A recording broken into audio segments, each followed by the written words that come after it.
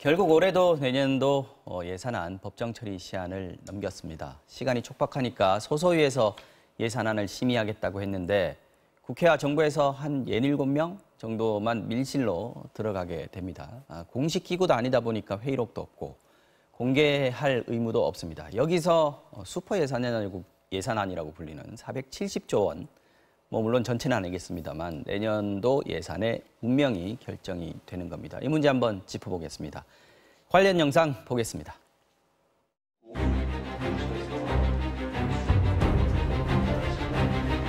쟁점 사항들이나 각 당의 입장들이 좀 충돌하는 상황이나 또 이런 부분들을 일차적으로 한번 정리를 하고 워낙 그 남북 경협 문제하고 또 일자리 문제가 첨예해가지고 진전보다는 진통만 있었어요.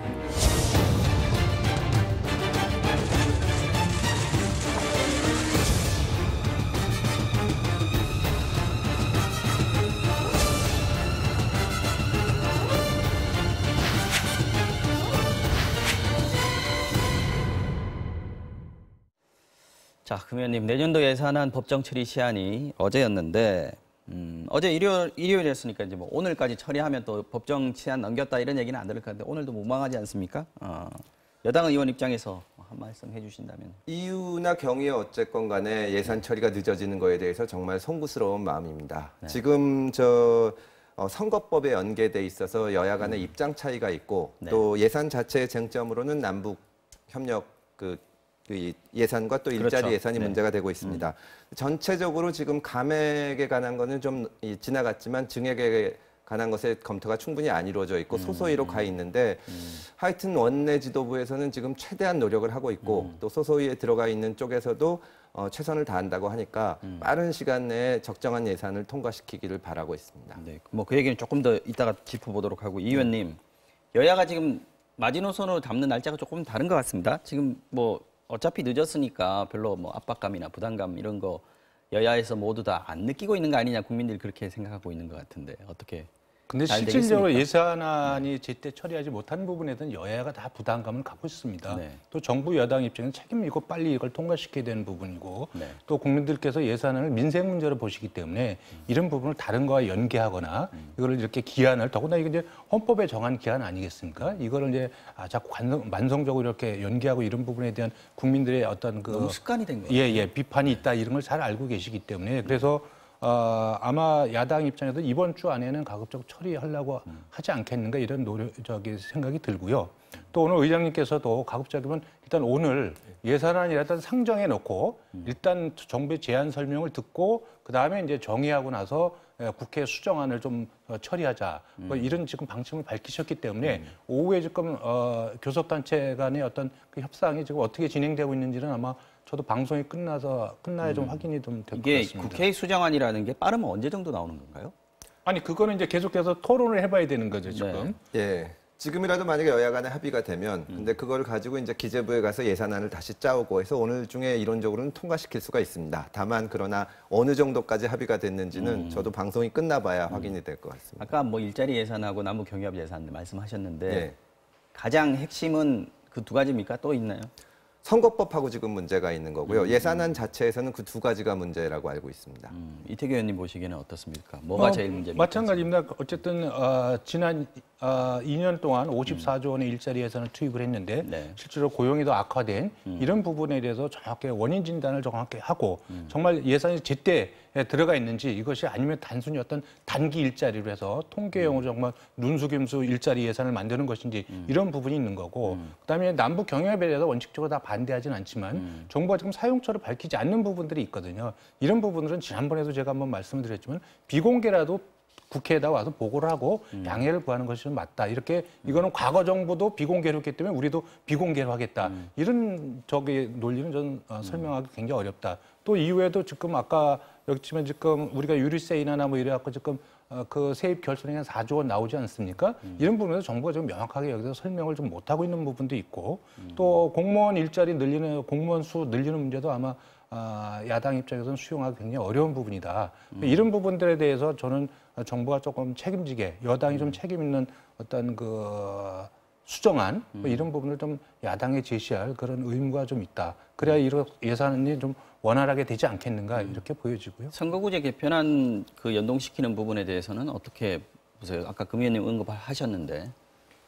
아까 뭐 제 개인적인 생각을 말씀드리라면 어쨌든 예산안을 다른 거와 연계시키는 거에 대해서 국민들 여론은 이제까지는 다 부정적이고 앞으로도 그런 부정적인 시각은 저는 바뀌지 않을 거라고 보여지거든요. 그래서 저는 예산안은 예산안대로 처리를 하고 또 이 선거구제 개편 문제는 정치개혁특위를 계속해서 가동시켜서 빠른 시간 내에 비례성을 확대하는 쪽으로 여야가 합의를 봤으면 좋겠다. 이런 개인적인 생각을 갖고 있고요. 아마 이런 부분들을 야당도 잘 알고 있기 때문에 바른미래당도 내일 이제 저희가 아침 9시부터 의원총회를 합니다만 그래서 예산안 현재 전반적인 어떤 보고 그다음에 지금 그 연동형 비례대표제 문제를 어떻게 할 것인가 이런 부분에서 이제 의원들의 총의를 모아서 당의 입장을 결정할 걸로 그렇게 알고 있습니다. 네, 그 의원님, 민주당이 얘기하는 권역별 비례대표제 예. 이 부분이 뭐 야3당이 얘기하는 전국 100% 연동형 비례대표제하고는 조금 차이가 있긴 합니다만 이것도 역시 연동형 비례대표제의 어떤 근간을 수용하는 그런 아니지 않습니까? 예, 비례성을 강화하자는 네네. 아닙니다. 네. 저희 당은 지금 사무총장 아래 그 TF를 만들어서 저희 당에 이제 선거법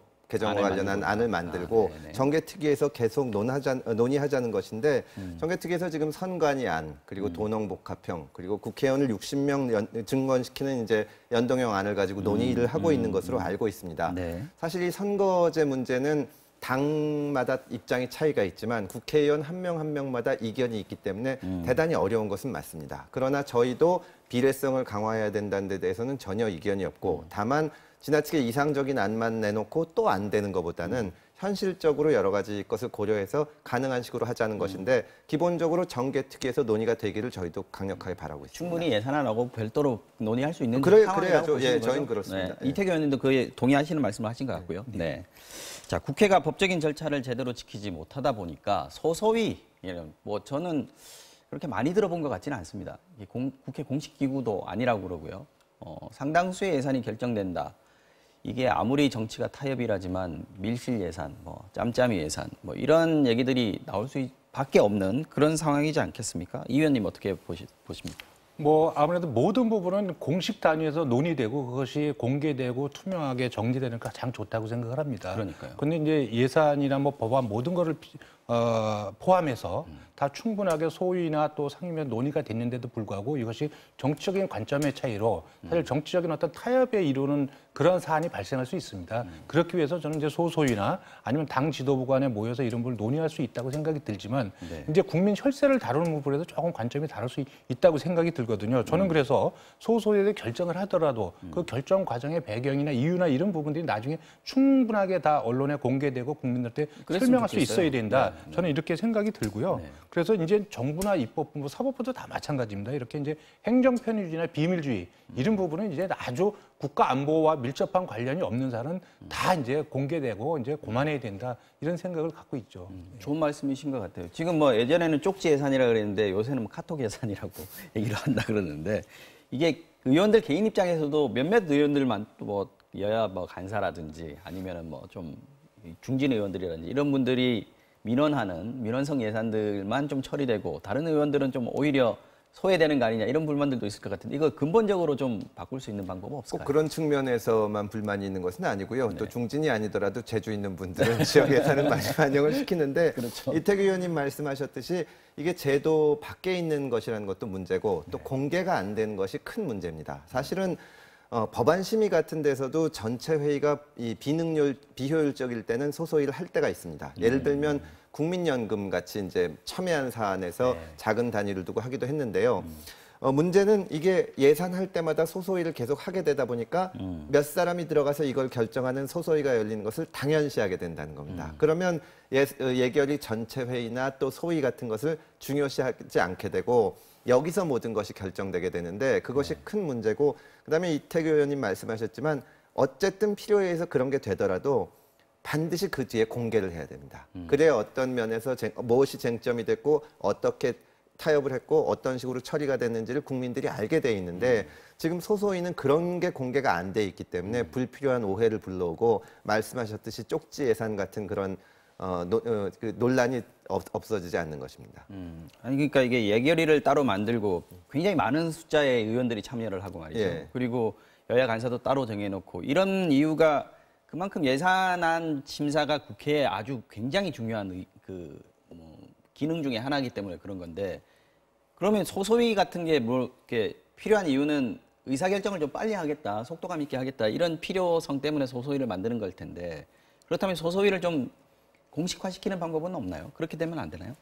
저는 아마 소소위 이런 정치적인 부분이나 이런 거는 투명하게 된다면 그런 정치적인 단위는 따로 좀 있을 필요가 있다고 보는데 저는 사실 구조적 근본적인 관점에서 본다면 국회가 예산을 심의하는 기간이 너무 짧습니다.